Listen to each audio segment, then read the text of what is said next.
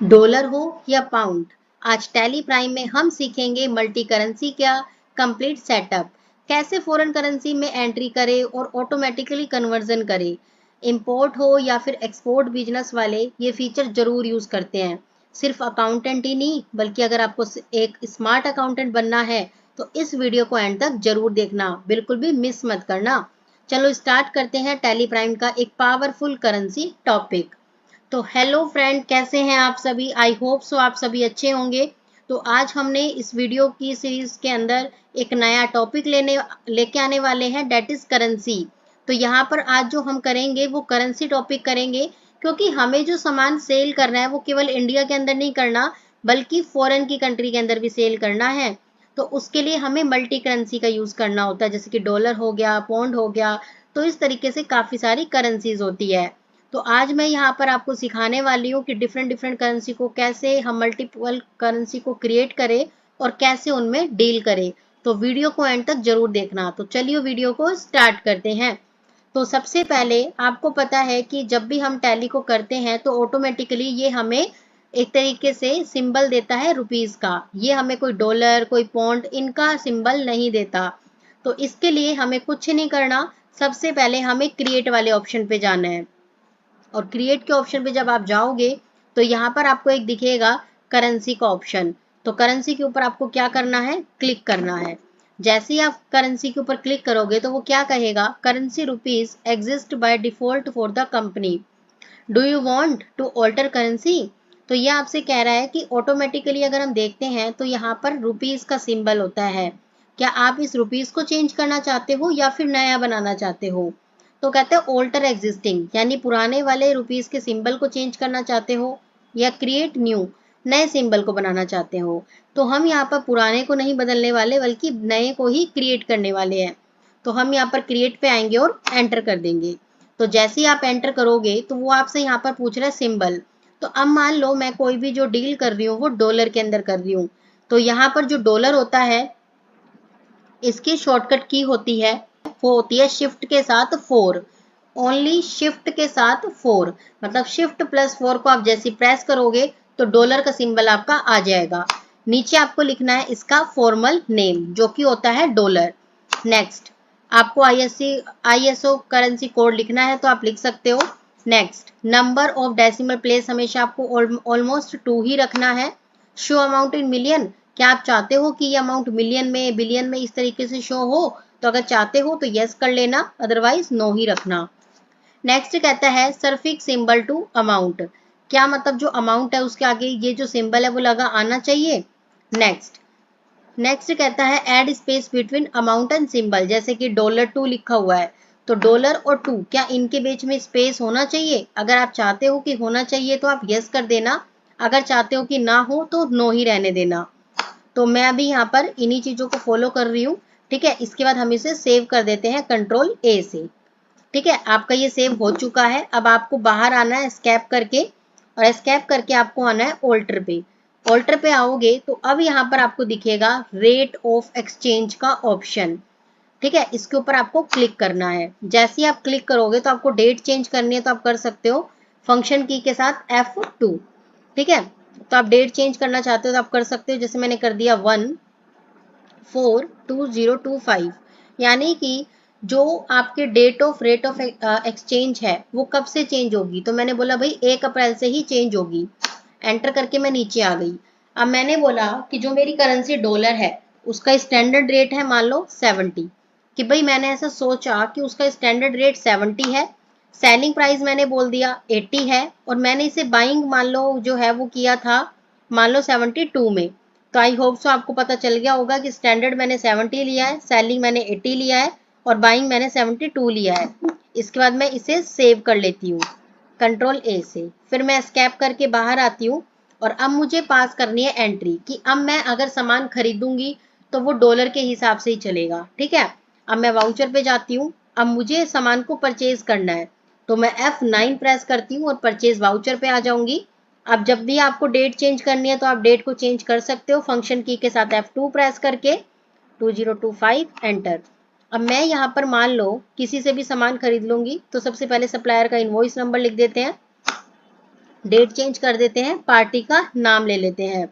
जैसे पार्टी का मैंने नाम ले लिया रमन, ठीक है, एंटर करके हम नीचे आए। अब ये हमारा क्या बनेगा, क्रेडिटर, ठीक है, ये हमारा क्या बनेगा, क्रेडिटर। एक चीज और, अब यहाँ पर आपको क्या दिख रहा है, करेंसी ऑफ लेजर, इसमें क्या लिखा हुआ है, रुपीज। अगर आप चाहते हो कि भाई ये जो मेरा रमन नाम का पर्सन है ये है ही यूएसए का, है ही यूके का, तो इसके साथ मैं जब भी डील करूंगी तो मैं वो डॉलर में ही करूंगी, तो या तो आप क्या कर सकते हो, यहाँ पर डॉलर को फिक्स कर सकते हो। तो बार बार ये जब भी आप इससे परचेज करोगे तो वो रुपीज का सिंबल आपको दिखाएगा ही नहीं। आप डॉलर को फिक्स कर दोगे तो वो हर बार डॉलर ही उठाएगा ऑटोमेटिकली। बट अभी मैं यहाँ इसको फिक्स नहीं कर रही हूँ क्योंकि मैं आपको समझा रही हूँ केवल। तो आप यहाँ पर अब कर दोगे कंट्रोल ए, ठीक है। इसके बाद अब हम आते हैं आगे। अब परचेज कर रहे हो तो आपको परचेज वाले पे आना है। परचेज 1 पे आ गए हम और इस पे आके एंटर कर दिया। अब मैं यहाँ पर कोई भी सामान खरीद रही हूँ तो आप कुछ भी सामान यहाँ खरीद सकते हो। जैसे कि मान लो मैंने खरीद लिए बिस्किट या फिर कुछ भी, जैसे मैंने बिस्किट खरीद लिए, ठीक है। अब बिस्किट मेरे कैसे आएंगे, नोज में, ठीक है। फिर मैंने कर दिया कंट्रोल ए, एंटर। अब मैं कह रही हूँ कि भाई मैंने मान लो 400 पैकेट बिस्किट खरीदे और मान लो 50 का एक था, ठीक है, एंटर करके आ गए बाहर, ठीक है। अब यहाँ पर ये देखो, आपके जो बिस्किट्स हैं इसके ऊपर एक बार एंटर करके बाहर आते हैं। तो यहाँ पर जब भी आप इस चीज को लिख रहे हो ना तो इसे आप डॉलर लगा के लिखोगे, जैसे शिफ्ट के साथ डॉलर, ठीक है। मैंने लिख दिया भाई 40। तो मैं क्या बोल रही हूँ कि $40 का एक है बिस्किट, ठीक है। $40 का एक बिस्किट है और 400 कितने डॉलर के हो गए, 16,000 के। और ये यहाँ पर बता रहा है कि मैंने क्या वैल्यू ली थी भाई, 72। जैसे आपने वहां पर देखा था कि स्टैंडर्ड हमने 70 फिक्स किया था, बाइंग हमने 72 किया था और सेलिंग हमने 80 किया था। तो जितने में मैंने बाइंग किया मतलब 72 रुपीज का मेरा डॉलर है। तो अगर 72 को मैं मल्टीप्लाई करूंगी 16,000 से तो ये मेरा निकल के आ जाएगा 11,52,000, ठीक है। तो हम इसे एंटर एंटर करके बाहर आते हैं। अब देखो यहाँ पर क्या कह रहा है, रेट इन फॉरेक्स। अगर हम फॉरेन के अकॉर्डिंग, डॉलर के अकॉर्डिंग देखते हैं तो $40 का एक है। अगर मैं इंडिया में देखती हूँ तो ये मेरा 72 रुपीज का एक बन रहा है, ठीक है। तो यानी कि जो $40 है उसका एक पड़ रहा है, और अगर इंडिया में देखती हूँ तो ये 72 रुपी पर डॉलर है, ठीक है। तो यानी कि हमारा जो प्राइस हो गया वो एक का कितना हो गया, 2880 इंडियन रुपीज के अंदर। तो हम इसको एंटर करते हैं, ठीक है, एंटर करके एंड ऑफ द लिस्ट। तो इसके बाद आप देखोगे कि यहाँ पर आपका जो अमाउंट है वो डॉलर में हो गया और नीचे तक आपका क्या चल रहा है, डॉलर ही चल रहा है, ठीक है। एंटर एंटर करके इसे कर देंगे हम न्यू रेफरेंस, इसके बाद हम इसे कर देंगे सेव। अब एक नेक्स्ट एंट्री हम और करके देखते हैं, इनवॉइस नंबर लिख लेते हैं, डेट चेंज कर लेते हैं। अब मान लो पार्टी का नेम चेंज कर लेते हैं, मान लो पार्टी का नाम है सोहन, ठीक है, या फिर गीता। अब क्या यहाँ पे आपको गीता नाम दिखाई दे रहा है, नहीं दिखाई दे रहा, ठीक है। तो गीता नाम को क्रिएट कर लेते हैं ओल्ड सी से। तो मैंने लिखा गीता, अभी मेरी क्या है, क्रेडिटर। अब मैंने दूसरे एक मेथड को यूज कर रहे हैं, डॉलर वाले को। तो यहाँ पर क्या लिख रखा है, करेंसी ऑफ लेजर। तो मैंने यहाँ बोला कि जो ये गीता है ना वो मान लो यूएसए की है या कहीं की है, ठीक है। अब ये फॉरेन की ही है, इंडिया की नहीं है। तो जब भी मैं इससे सामान खरीदूंगी तो मैं डॉलर में ही खरीदूंगी हमेशा। तो मैंने फिक्स कर दिया शिफ्ट के साथ 4 प्रेस करके कि भाई इससे जब भी मैं सामान खरीदूंगी तो वो डॉलर में ही आएगा। तो कंट्रोल ए कर देते हैं, ठीक है। इसके बाद आता है परचेज के ऊपर क्लिक करते हैं। नेक्स्ट, मान लो मैंने कार खरीदी, ठीक है, मैंने मान लो 10 कार खरीदी। अब ये यहाँ पर इसको रुपीज में ही ले रहा है।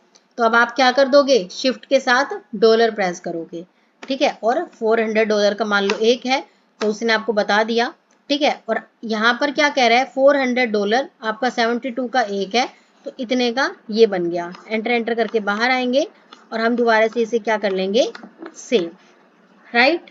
अभी तो हमें परचेज करने की बात की है, अब हम आगे बात करने वाले हैं सेल करने की। तो चलिए सेल करके भी देख लेते हैं। फंक्शन की के साथ F8 प्रेस करेंगे और यहाँ पर हम आते हैं, पार्टी का नेम चूज कर लेते हैं। जैसे मैंने पार्टी का नेम ले लिया SS, और SS आपका किस में आएगा, डेटर में, ठीक है। इसके बाद कंट्रोल ए, ठीक है, कंट्रोल ए, कंट्रोल ए। अब यहाँ पर हम कहते हैं कि मैं क्या कर रही हूँ, सेल, तो सेल पे एंटर करेंगे। नेक्स्ट, अब मान लो मैं बिस्किट बेच रही हूँ, ठीक है।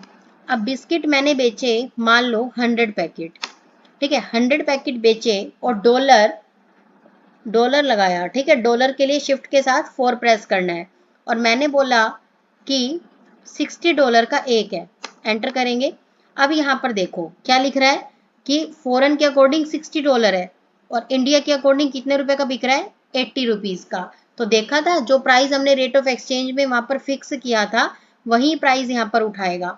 तो एंटर एंटर करके हम इसे क्या कर लेंगे, सेव कर लेंगे न्यू रेफरेंस के अंदर, ठीक है। तो आई होप सो आपको यहाँ पर करेंसी का टॉपिक अच्छे से समझ आ गया होगा कि अगर हम कभी भी कोई सेल कर रहे हैं तो जरूरी थोड़ी ना हम इंडियन रुपीज में ही करेंगे, हम फॉरेन का भी तो कर सकते हैं ना। तो इसलिए हमें सारी करेंसी आनी चाहिए। अभी हर करेंसी के लिए अपने कुछ कोड्स भी होते हैं, आप उन कोड्स को यूज कर सकते हो, ठीक है। तो इसी तरीके से हमने यहाँ पर कवर किया है करेंसी के टॉपिक को। तो नेक्स्ट वीडियो के अंदर हम जो कवर करेंगे वो होगा कॉस्ट ऑफ कैपिटल को। तो चलिए मिलेंगे नेक्स्ट वीडियो के अंदर, तब तक बने रहिए, वीडियो को लाइक कीजिए, शेयर कीजिए एंड सब्सक्राइब कीजिए। Thank you.